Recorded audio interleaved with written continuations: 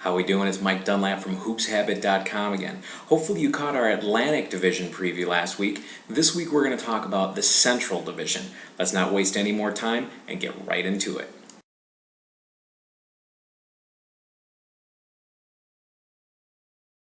For the Cleveland Cavaliers last year, it was good news and bad news. Let's start with the bad. They went 21-45, last place in the Central Division. In conference, it was 13-35.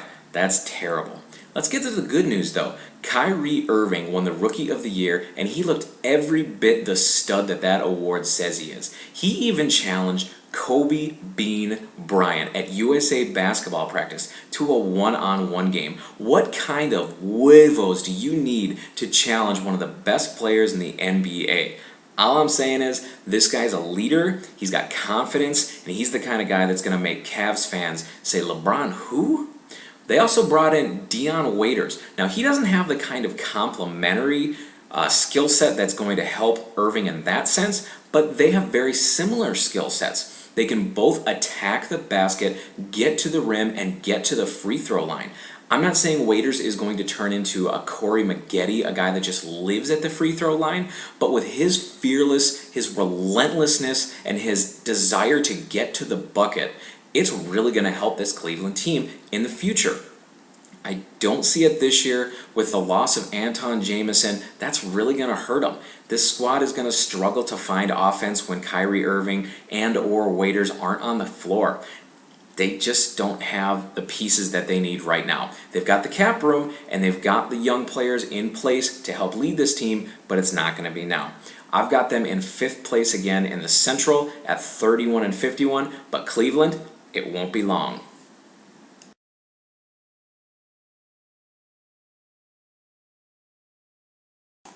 It's been tough being a Detroit Pistons fan for the last couple of years, and last year was a good example of that. They have a lot of young talent, but that talent got them to 25-41.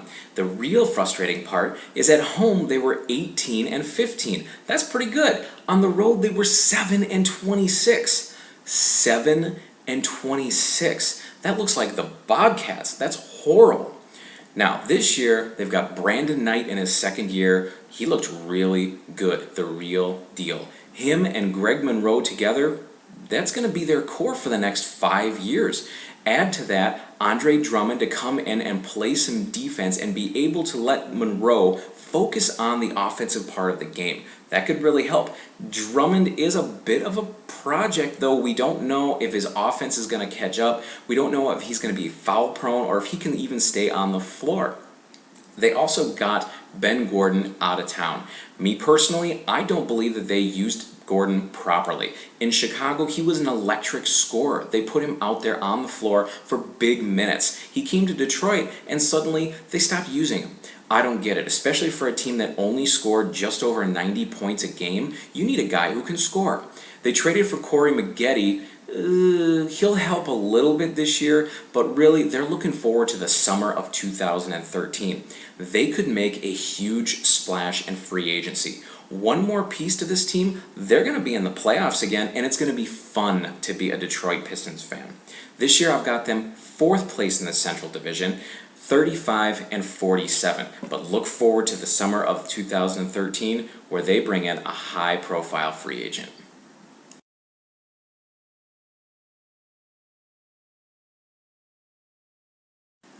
The Milwaukee Bucks are in a terrible spot. They're not good enough to win a championship, but they're not bad enough to bottom out and get a good draft pick. Last year they went 31-35, and they were competitive all the way till the end of the season.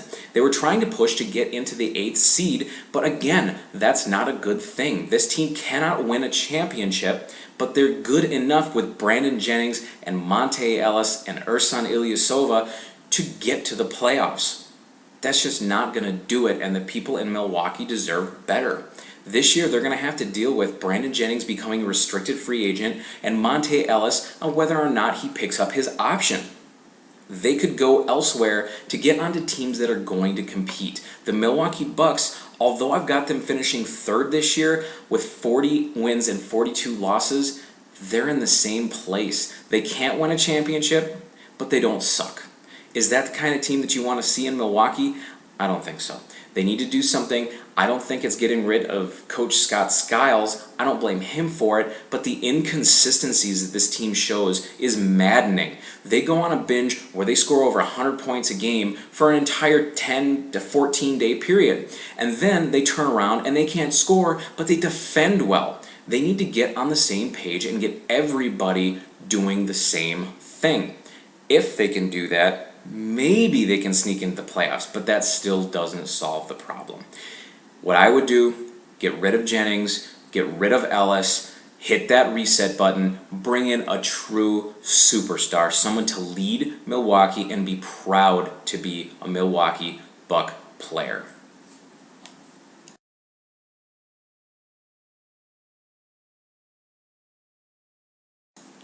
Regardless of if you're a fan of Derrick Rose or the Chicago Bulls, you gotta feel a little bit bad for these guys. They went 50-16 last year, which was good for first in the Central Division. They were going with their core of Luol Deng, Carlos Boozer, Joakim Noah, and Rose, and even though Rose had nagging injuries that made him miss a lot of games last year, the other guys still came together and did quite well. They got into the playoffs, boom.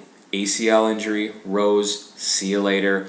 Chicago Bulls, they fought, but they lost to an inferior Philadelphia 76er team. That team should not have beat the Bulls, even without Rose in the lineup.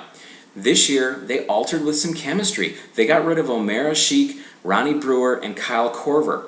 Some Bulls fans will have you believe, oh, we got better. But these are the same guys trying to sell you the Sears Tower. And I'm telling you what, it's not going to happen. You've got Marco Bellinelli, a decent scorer, but he's a one-way player. Nate Robinson, yeah, he's going to jump around and scream, but when was it that he actually did something worth jumping around and screaming for? It's been about 5 years. Speaking of been about 5 years, Vladimir Radmanovic, what is he going to do? Yeah, he'll go out there and throw the ball up, but if you don't have that guy to get to the lane to penetrate, how's he ever going to get open? He can't get himself open. He needs Derrick Rose out there.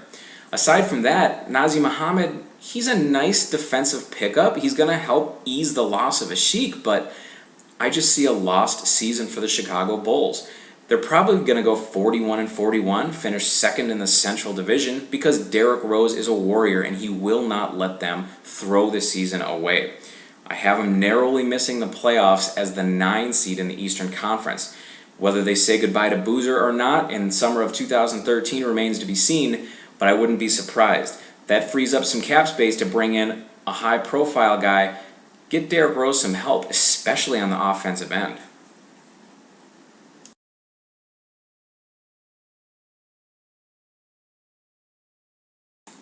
Last year, the Indiana Pacers did better than anybody expected them to. They finished 42-24, which was second in the Central Division. They had the Miami Heat on the ropes and lost a golden opportunity to knock them out with Chris Bosh hurting and a 2-1 lead. They couldn't close the deal, and that brings us to this year. They lost a couple of key players, but nothing of real consequence. Darren Collison is gone, but they brought in DJ Augustin. That's probably going to be a wash. Dante Jones wasn't a real key guy. They brought in Gerald Green, and I'll tell you this, if you need a guy to blow out a candle that's in a cupcake on the back of a rim, you got your man in Green. Otherwise, I don't see him making a real big splash with this team. He's not going to play in front of Paul George, who, by the way, needs to step up as a clutch scorer. The one thing this Pacer team is missing is a clutch scorer.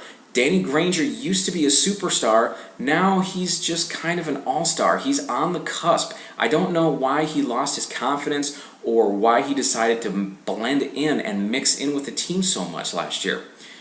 I look for the Indiana Pacers to do something special this year.